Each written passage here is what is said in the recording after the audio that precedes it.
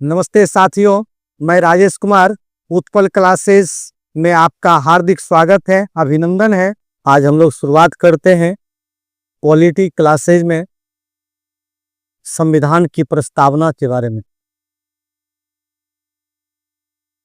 भारतीय संविधान की प्रस्तावना का आविर्भाव पंडित जवाहरलाल नेहरू द्वारा 13 दिसंबर 1946 ईस्वी को संविधान सभा में रखे गए उद्देश्य प्रस्ताव से हुआ। फिर से सुनेंगे। भारतीय संविधान की प्रस्तावना का आविर्भाव पंडित जवाहरलाल नेहरू द्वारा 13 दिसंबर 1946 ईस्वी को संविधान सभा में रखे गए उद्देश्य प्रस्ताव से हुआ। भारतीय संविधान की प्रस्तावना को उद्देशिका भी कहा गया है। फिर से हम लोग सुनेंगे, याद करना है। भारतीय संविधान की प्रस्तावना को उद्देशिका भी कहा गया। प्रस्तावना शब्द अमेरिकी संविधान से ली गई। प्रस्तावना की भाषा ऑस्ट्रेलियाई संविधान से लिया गया है। संविधान विशेषज्ञ एन पालकीवाला ने प्रस्तावना को संविधान का परिचय पत्र कहा। 42वें संविधान संशोधन अधिनियम 1976 के तहत प्रस्तावना में समाजवादी, पंथ निरपेक्ष और अखंडता शब्द शामिल किया गया। एक बार और हम दोहराना चाहेंगे, 42वें संविधान संशोधन अधिनियम 1976 के तहत प्रस्तावना में समाजवादी, पंथ निरपेक्ष और अखंडता शब्द शामिल किया गया। प्रस्तावना में सामाजिक, आर्थिक और राजनीतिक न्याय का उल्लेख है।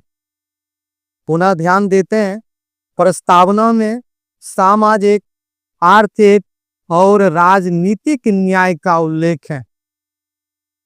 प्रस्तावना में 5 तरह की स्वतंत्रता का समावेशन है।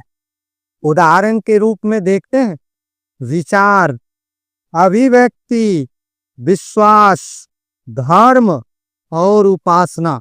एक बार और हम लोग ध्यान देंगे, हमारे प्रस्तावना में 5 तरह की स्वतंत्रता का समावेशन है।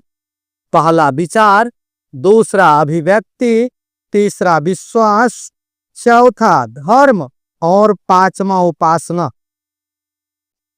नेक्स्ट बिंदु की ओर ध्यान देते हैं। प्रस्तावना में 2 समता का अंकन है, प्रतिष्ठा और गरिमा।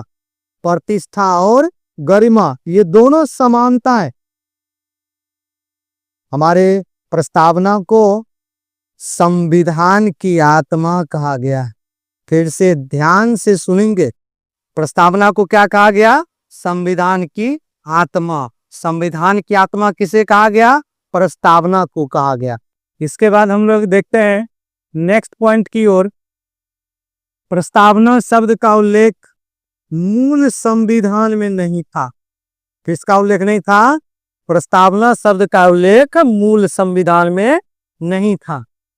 42वें संविधान संशोधन अधिनियम 1976 के द्वारा, फिर से सुनेंगे, 42वें संविधान संशोधन अधिनियम 1976 के द्वारा पंथ निरपेक्ष शब्द जोड़ा गया।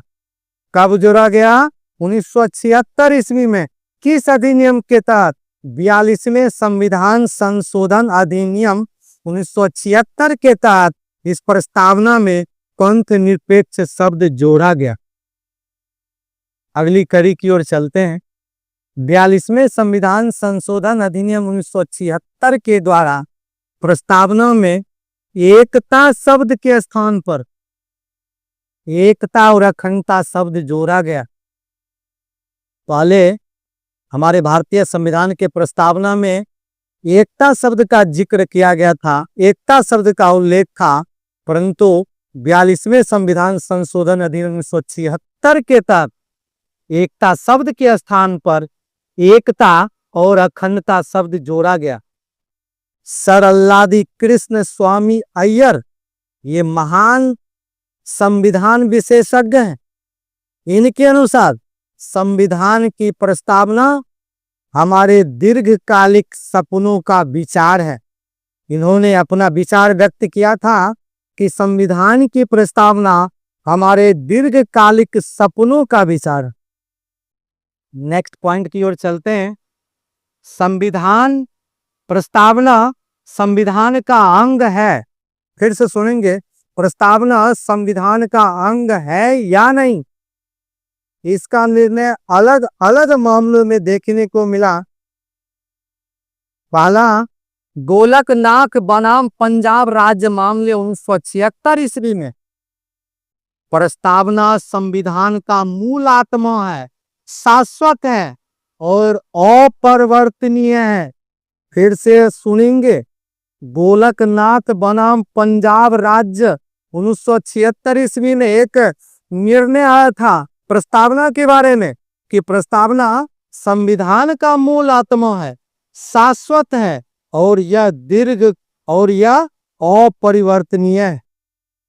वहीं कुछ वर्षों के बाद केशवानंद भारती बनाम केरल राज्य मामला आता है 1976 ईस्वी में।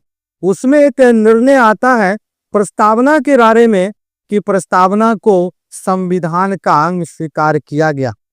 प्रश्न आएगा कि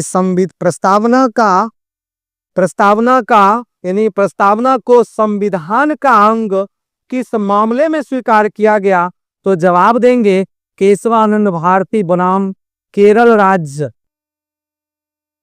तो दोस्तों, ये था संविधान की प्रस्तावना का अंतिम कड़ी। अब ये क्लास संपन्न होने चला। फिर अगले वीडियो में पुनः मुलाकात होगी। और इससे पहले आप लोगों को यह वीडियो पसंद आई है तो इसे लाइक करें, शेयर करें और चैनल को सब्सक्राइब करें।